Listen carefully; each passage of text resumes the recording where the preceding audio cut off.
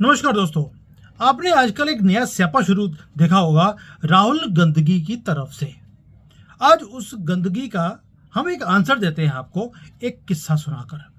ये फोटो देख रहे हैं आप, ये फोटो है, भूल गए कि याद है आपको?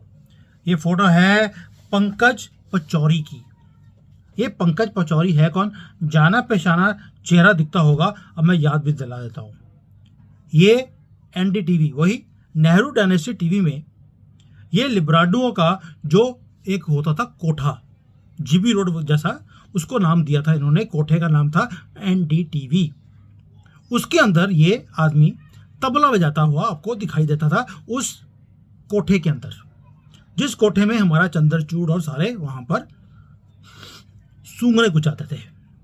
और ये जो आदमी था, इसका मैं इसलिए बोल रहा हूँ तबला मास्टर, क्योंकि ये चीफ एडिटर था नेहरू डायनेस्टी टीवी का। कांग्रेस और राहुल गांधी आज की डेट में एक पॉलिसी है जिसके वो बोल रहे हैं लैटरल एंट्री। आपने सुना होगा।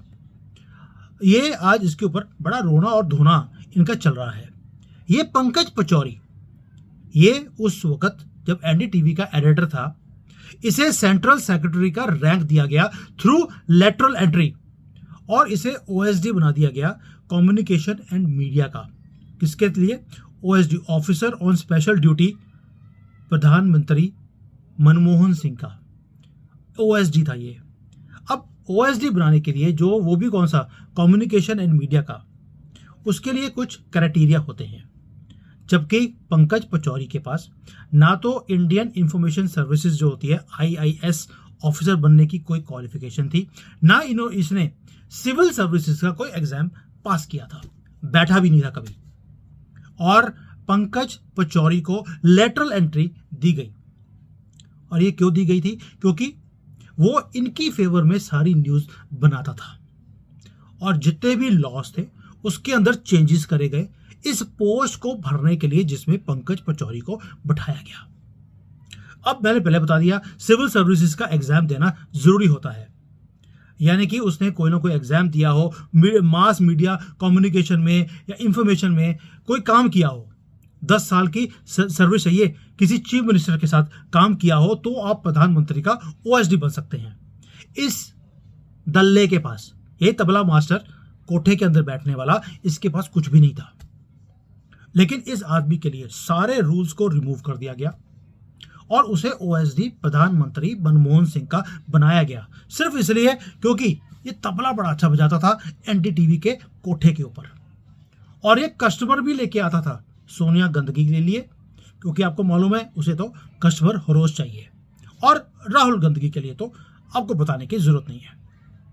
और इसका जो मेन काम था वो तबला बजाने के साथ साथ ये था कि जो दूसरे न्यूज चैनल्स हैं और एनडीटीवी के ऊपर क्या दिखाया जाएगा और क्या नहीं दिखाया जाएगा। आपको याद होगा कि इसका काम होता था कि ये जो स्कैम्स होते थे गवर्नमेंट के, हजारों करोड़ों रुपए के स्कैम, यानी कि हर रोज एक नया स्कैम आता था। और स्कैम का लेवल ये होता था कि अगर 1 लाख करोड़ से नीचे की रकम का कोई स्कैम आया है, उसे स्कैम के दर्जे में नहीं दिया जाता था। पहला स्कैम आया 1 लाख करोड़ का, फिर 2 लाख करोड़ का, उसके बाद 5-5 लाख करोड़ रुपए के भी स्कैम हमारे सामने आते थे।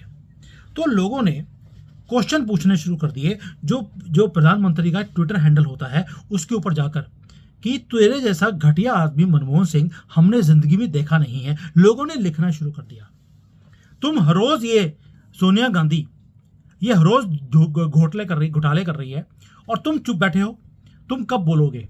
जब लोगों ने ये चीजें लिखनी शुरू करी, इस आदमी ने, यही दल्ले ने, कोठे वाले ने, इसने उन सारे हैंडल्स को ब्लॉक करवाना शुरू कर दिया। जो तो मनमोहन सिंह की फेवर में बातें होती थी उसे ब्लॉक नहीं किया गया, जिन्होंने क्वेश्चनिंग करी उसको ब्लॉक कर दिया। अब गुजरात हाई कोर्ट में एक केस चला। केस क्या हुआ?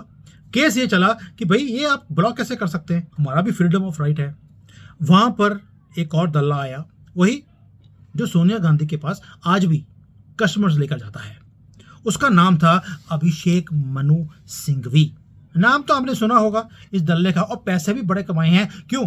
क्योंकि जो इतनी बड़ी पोल डांसर का, जो कि आज की डेट में पोल डांसिंग करते करते 3rd richest lady of the world बन गई है, उसका नीचे दल्ला भी मोटे पैसे कमाता होगा। 1700 करोड़ रुपए का मालिक है आज की डेट में, क्योंकि सोनिया गांधी का दल्ला था वो। अब वो आया on behalf of prime minister's office Gujarat high court में, और वहां पर आकर लंबी लंबी हाँकने लग गया कि भाई ये जो है, अब जो ये ब्लॉक करे हैं अकाउंट, क्योंकि प्रधानमंत्री को गालियां दे लोग दे रहे थे, इसलिए ब्लॉक किया है। तो जज ने पूछा कि अगर कोई लड़की को कोई पीछा कर रहा है, उसे सेक्सुअली तंग कर रहा है, गंदे गंदे पिक्चर्स दे रहा है, तो क्या उस बंदे के ऊपर लीगल एक्शन नहीं लेना चाहिए? तो जज ने बोला आपसे कोई सेक्सुअल हैरेसमेंट का केस नहीं है जो सोनिया गांधी के ऊपर लगना चाहिए, वैसे तो लगाया नहीं है। स्कैम्स के बारे में पूछा है, जो तुम स्कैम कर रहे हो, कोई रेप का केस नहीं है, तो तुम ब्लॉक कैसे कर सकते हो? ये तुम्हारा कोई जो ट्विटर अकाउंट है, ये प्रधानमंत्री का तुम्हारी प्रॉपर्टी नहीं है, प्राइवेट प्रॉपर्टी। ये सिटीजन्स के लिए, जो भारत के नागरिक हैं, उसके लिए बनाया गया ये ट्विटर अकाउंट। तो जो जज था उसने ऑर्डर किया इनको, तुम इसको ब्लॉक नहीं कर सकते, ट्विटर हैंडल्स को इसको ओपन करो। और आज यही राहुल गांधी ये पार्लियामेंट में खड़े होकर और बाहर सड़कों पे खड़े होकर अपोज कर रहा है लेटरल एंट्री को। ओ भाई, लेटरल एंट्री क्या होती है ये अपनी मां से पूछ लो। नेशनल एडवाइजरी काउंसिल बनाई थी सोनिया गांधी ने, किसके लिए? मनमोहन सिंह की जो गवर्नमेंट है उसके ऊपर एक एडवाइजरी कमेटी बना दी, काउंसिल बना दिया। अब ये काउंसिल था क्या? इसके जो मेंबर्स है उन सबको कैबिनेट सेक्रेटरी रैंक दिया गया, मनमोहन सिंह के ऊपर बनाया है, और सबको घर दिए गए न्यू दिल्ली के अंदर, क्योंकि कैबिनेट सेक्रेटरी रैंक था। 10-10 लाख रुपए की सैलरी दी गई, अलाउंस दिया गया कि अपने फ्लाइट में कहीं जाना है, आना है, लूट मचा लो, कोई दिक्कत नहीं है। अब ये काउंसिल के मेंबर कौन थे? जितने लिब्रांडो, जितने की माओवादी थे, इन सबको इसका मेंबर बनाया गया। तीस्ता सितलवाला भी इसी की मेंबर थी, हर्ष मंडेर थे, योगेंद्र यादव थे, फराह नकवी थी। ओ भाई, सारे जितने भी घटिया से घटिया इंसान आपको दुनिया में मिल सकते हैं, वो सारे के सभी के नाम इस लिस्ट में थे, इस नेशनल एडवाइजरी काउंसिल में थे। और इसकी जो सरबराह थी इस काउंसिल की, वो सोनिया गांधी खुद थी, चेयरपर्सन, और उसे यूनियन कैबिनेट मिनिस्टर का रैंक दिया गया सोनिया गांधी को। और जो नीचे मेंबर, मैं पहले बता दिया आपको, कैबिनेट सेक्रेटरी का तो रैंक दिया था उस सारे। लेटरल एंट्री ये नहीं होती तो क्या होती है? और अगर कोई भी लॉ जो गवर्नमेंट ऑफ इंडिया उस वक्त मनमोहन सिंह पास करते थे, वो तब तक इंप्लीमेंट नहीं होता था जब तक ये नेशनल एडवाइजरी काउंसिल उसे पास ना कर दे। और आपको याद होगा कि मनमोहन सिंह ने एक कोई लॉ पास करवाया था पार्लियामेंट में, राहुल गांधी ने ऐसे फाड़ दिया था स्टेज के ऊपर खड़े होकर कि ये रबिश है, मैं इसे इम्प्लीमेंट नहीं होने दूंगा। और आज ये दल्ले कांग्रेस वाले, ये दोगले हिपोक्रेट्स, राहुल गांधी आज अपोज कर रहा है लेटरल एंट्री को। अपना इतिहास 10 साल का भूल गया, जब इसकी पोल डांसर मां कैबिनेट रैंक लेकर बैठ गई थी, खुद ही एक ऑर्गेनाइजेशन बनाई, उसकी हेड बन गई, खुद कैबिनेट का रैंक ले लिया खुद ही। जैसे जवाहरलाल नेहरू ने भारत रत्न लिया, खुद जवाहरलाल नेहरू को भारत रत्न दे दिया। इंदिरा गांधी ने भी इंदिरा गांधी को भारत रत्न दिया था, राजीव गांधी ने भी राजीव गांधी को भारत रत्न दे दिया था। उसी तरीके से सोनिया गांधी ने मनमोहन सिंह के होते हुए खुद ही अपने आप को कैबिनेट मंत्री का रैंक दे दिया, और नीचे सारे जो दल्ले थे उन सबको कैबिनेट सेक्रेटरी। और ये जो नेहरू डायनेस्टी टीवी का दल्ला, main chief editor Pankaj Pachauri, इसे दोस्तों इन्होंने लेटरल एंट्री में, कौन है ये आदमी?